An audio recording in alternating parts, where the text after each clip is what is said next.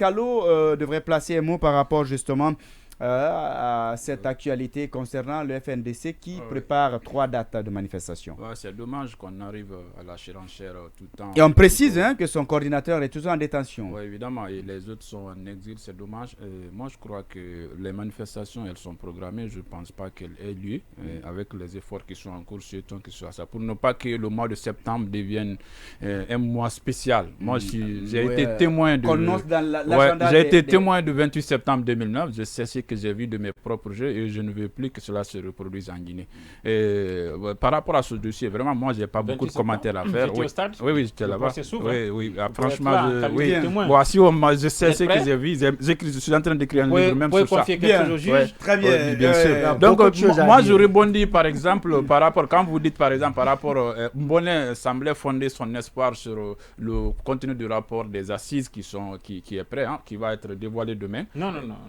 Je sais pas. Non, je rappelle juste. Il y a le rapport qui est disponible de toute façon. Mais maintenant, quelle est la démarche qui a abouti à ce rapport-là? Je crois qu'une bonne partie de la classe politique, une bonne partie de la classe politique et de la société civile a boycotté ces assises. Moi, je m'attendais plutôt à un rapport d'une commission nationale de la réconciliation, parce qu'en Guinée, tout ce qu'on est en train de faire, c'est du matuvi. La réconciliation, elle se base sur 4 points essentiels. D'abord, il faut établir les faits, il faut reconnaître les torts, il faut accepter les pardons et surtout, dans le contexte guinéen, il faut dédommager les victimes. Tant qu'on n'arrive pas à ça, il n'y a pas de réconciliation en Guinée. C'est pourquoi je dis, la junte n'a pas pour vocation à promouvoir la réconciliation. Sinon, voyant l'histoire de la Guinée, on aurait pu mettre en place un ministère chargé de la réconciliation ou au moins un secrétariat général chargé de la réconciliation. Donc, par rapport à tout ça, surtout on a eu un ministre des droits de l'homme. Oui, mais vraiment, le CNRD devrait... La réconciliation devrait être la priorité en Guinée. Tout ce que nous sommes en train de vivre, etc. La réconciliation et les droits de l'homme ne devaient même pas être des ministères. C'est comme, par exemple, l'INIDH qui existait. Oui, moi, en Guinée, on devrait mettre en place un ministère de la justice et des droits de l'homme. Moi, je parle de ministère et je sais de quoi je parle. Parce que la profondeur de la crise, elle est tellement... dit que le ministère de la justice ne devait pas être aussi ministère de la justice et des droits de l'homme. Non, moi, je n'ai pas dit ça. Moi, je n'ai pas dit ça. Moi, en connaissant la profondeur de la crise guinéenne, vraiment, il faut qu'on travaille sérieusement sur la réconciliation. Bref, par rapport à l'actualité, surtout que les choses s'arrêtent là, la transition elle est déjà électrique, on ne veut pas qu'elle soit atomique ou bien autre chose, mais déjà elle est électrique. On souhaite que ça s'arrête là. Une manifestation le 4 et le 5 septembre, est-ce qu'on peut s'attendre justement, si vous voulez, est-ce que le CNRD justement n'a pas intérêt aujourd'hui à éviter par exemple que ces manifestations aient lieu, mais est-ce que le gouvernement peut aussi, dans le cadre espèce, prendre l'initiative justement de rencontrer les responsables de l'entité qu'il vient de dissoudre? Bon, vous savez, du moment où le gouvernement a destitué le FNDC, ça serait une contre-logique de les rencontrer. Sur le coup, s'il n'y a pas une initiative, peut-être quelque part cachée, des négociations, peut-être là, on ne sait pas. Mais il va de soi que ces manifestations auront lieu, mais elles ne seront pas paisibles puisqu'elles ne seront pas autorisées. Puisque ce que le CNRD doit apprendre, c'est au lieu d'interdire les manifestations de façon définitive et générale, il va falloir apprendre à gérer les manifestations, chercher à les encadrer. C'est très important. Mais vous avez posé une question qui est pertinente, c'est de savoir si le FNDC va échouer ou pas. Ou si le FNDC est dans l'échec. Mais moi, je ne suis pas d'accord. Ils ne seront pas dans l'échec dans la mesure où... Et là, je vais manger le piment de l'ANAD dans ma bouche. C'est compliqué, mais moi, je pense que l'ANAD et les autres partis qui sont très proches du FNDC vont jouer à la logique pour permettre au FNDC de continuer la manifestation, puisque vivre sans le droit, ça serait difficile. Qui va manifester pour le FNDC? Ce sont des tendances politiques, l'ANAD, l'UFR, et le RPG arc-en-ciel, sans trop le vouloir, se trouve une petite place en tenant une certaine combinaison qui n'est pas assez correcte, mais pour dire quand même, joignez-vous au public. L'ennemi de ton ennemi, voilà, c'est ça, c'est un peu le problème. Mais bien. je cherchais bien que le FNDC est réconforté, et je pense qu'ils vont faire appel, peut-être que ça ne va pas manifester comme avant, mais il y aura quand même un impact très sérieux. Et du coup, je pense de fil en aiguille, le pouvoir va revenir sur sa décision. S'il y a un jour où il faut manifester, cette précision pour le FNDC, s'il y a un jour où il faut manifester pour prouver, pour montrer son désaccord et sa désapprobation par rapport à la gestion solitaire, cavalière de cette transition, il faut bien entendu dire que c'est quand même le 5 septembre. Ouais. Parce que cette date, elle est vraiment symbolique pour le CNRD. C'est comme ceux qui avaient organisé la marche du 28 septembre 2009. J'avais dit que s'il y avait un jour vraiment approprié pour faire cette marche, pour faire je sais pas, c'était pas une marche, mais une sorte de sitting, ce meeting en fait, c'était vraiment le 28 septembre parce que ça symbolisait la date du refus de l'oppression. Et Dadis avait commencé à devenir un autocrate, donc il fallait le freiner. Et aujourd'hui, s'il y a une date où il faut manifester pour dire nous ne sommes pas d'accord avec ces manifestations, avec cette façon de gérer là, je pense que c'est bien le 5 septembre. Et il faut rappeler que la solution, ce n'est pas d'interdire les manifestations. La solution, ce n'est pas de militariser les différentes zones. La solution, ce n'est même pas d'encadrer les manifestations. C'est de se retrouver donc autour de la table. C'est le dialogue. C'est la solution du dialogue. C'est la solution la plus courte et la plus simple. Mais quel dialogue?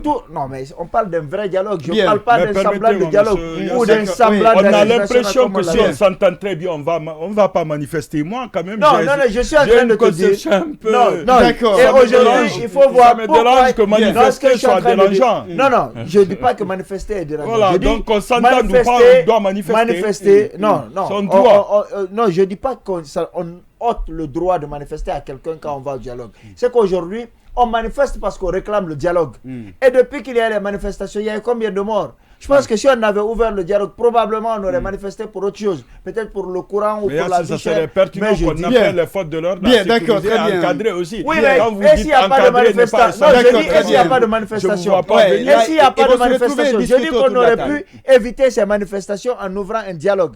Quand il y a manifestation, ils sont obligés d'encadrer. Ce n'est pas de ça que je suis en train de parler. Je dis qu'on aurait pu éviter ces manifestations du FNDC. Parce que derrière tout ça, qu'est-ce qu'on réclame? C'est le dialogue. Tout ce qu'il y a à l'intérieur de ces revendications peut trouver solution autour de la table de dialogue. Surtout que les acteurs politiques ont dit qu'il n'y a pas un seul point sur lequel ils ne sont pas prêts à faire des concessions. Mais il faut d'abord ouvrir un dialogue franc. Mais lorsque vous ouvrez un dialogue franc, vous envoyez 5 personnes qui ne sont pas d'accord avec vous. Vous envoyez 30 personnes qui sont d'accord avec vous, sous prétexte que ce sont des coalitions, ou sous prétexte que parti égale parti, ce n'est pas ce qu'on appelle un dialogue. Ça, c'est un semblant de dialogue. C'est ça que je suis en train de dire. Très bien. Alors, un mot sur les massacres du 28 septembre.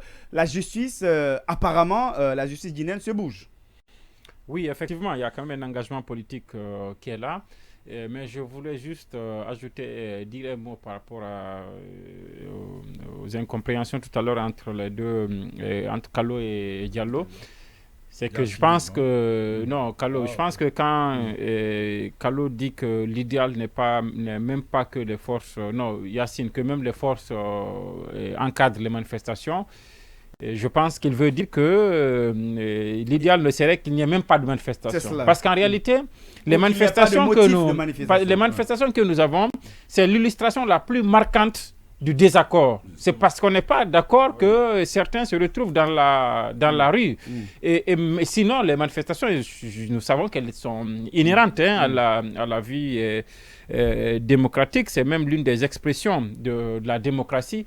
Parce que même quand on sera d'accord pour se retrouver sur la table, autour de la table, et discuter, avoir des accords, très souvent, nous avons vu qu'avec le président Alpha Condé, quand même, non seulement les partis politiques manifestaient pour obtenir le dialogue, mais manifester aussi pour l'application du dialogue. C'est-à-dire qu'obtenir le dialogue, ce n'est qu'un début. Toutes ces manifestations qu'on a obtenues, on a eu 5 morts, apparemment plus de 5 morts selon les 2 comptes qui sont faits par le FNDC. C'est déjà trop. Mais toutes ces manifestations, toutes ces morts-là ne sont que pour le moment obtenir un dialogue.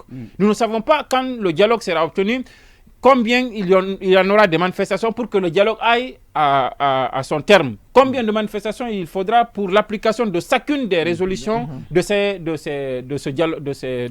ententes-là. Je pense que les manifestations, elles vont devoir continuer. Si toutes les fois que les partis ne s'entendront pas autour de la table, une des parties se retrouvera dans la rue pour protester parce que ce sera le seul moyen qui lui est offert. Maintenant, réprimer ça dans la rue, c'est refuser qu'une partie exprime son sentiment, son opinion. Maintenant, par rapport au 28 septembre, d'abord, je voudrais dire que moi, je ne suis pas d'accord qu'il y ait manifestation. On n'est tous pas d'accord qu'il y ait manifestation. On n'est pas en train d'appeler à des manifestations. On n'est pas non plus en train de faire l'apologie du FNDC ou de ces manifestations-là. Et quand il y a manifestation, on n'a aucune responsabilité dedans. On ne fait que commenter ses intentions et dire attention, si ça manifeste, il y a tel risque, mais quand même, les gens ils doivent pouvoir manifester. Si vous ne voulez pas qu'ils manifestent, accordez-leur ce que la charte et les lois internationales leur accordent comme droit. Alors, le 28 septembre, malheureusement, nous venons à un mois de septembre quand même. C'est quand même historique pour nous. Ça nous rappelle les événements de 2009, où il y a eu ces morts, où notre histoire a été... Moi, je suis peiné pour ces parents qui ont perdu des siens et des gens dans ces manifestations. Il y en a qui ont été victimes de violences et tout ceci. Mais aussi pour l'histoire du pays, on a quand même souillé une partie de notre histoire. Et ça, je pense que tout le monde pourrait être coupable. Et ceux qui ont manifesté, et ceux qui ont réprimé, et tout cela, ce n'est que mon avis. Hein. C'est juste mon avis c'est bien dit d'ailleurs. Que je donne. Maintenant, il y en a qui disent que, j'ai entendu certains dire non, écoutez, ça ne peut pas se tenir, on est à quelques jours du mois de septembre. Le président de la transition a dit qu'il faut le procès qu'il s'ouvre avant le 28 septembre. Moi, je pense que c'est possible. Hein. Parce que vous savez, il y avait un rapport, je ne sais pas comment vous appelez ça dans le jargon, après les enquêtes, le rapport de l'instruction qui est transmis à la juridiction de jugement pour ouverture du procès. Je ne sais pas comment vous appelez ce rapport. Et c'est-à-dire que les enquêtes ont été faites. Non, je ne dis pas des enquêtes. Des gens ont été interrogés. Il y en a qui ont été inculpés, qui ont été entendus. L'instruction a été bouclée. Le rapport est disponible. Et il y a les infrastructures qui sont en train d'être disponibilisées. Le bâtiment est en train d'être construit. Le ministre de la Justice a nommé des juges qui vont s'occuper de ça. Avant même la transition, il y avait une commission qui était mise en place. Dans laquelle commission, il y avait et les partenaires et le gouvernement, les acteurs qui sont impliqués dans l'organisation de ce procès. Il y avait aussi la formation des magistrats qui sont impliqués dans ça. Je pense que beaucoup de choses ont déjà été faites au point qu'on peut croire à la volonté de la gente d'ouvrir au moins, ne serait-ce qu'ouvrir de façon symbolique le procès, ne serait-ce que le jour du 28 septembre 2022.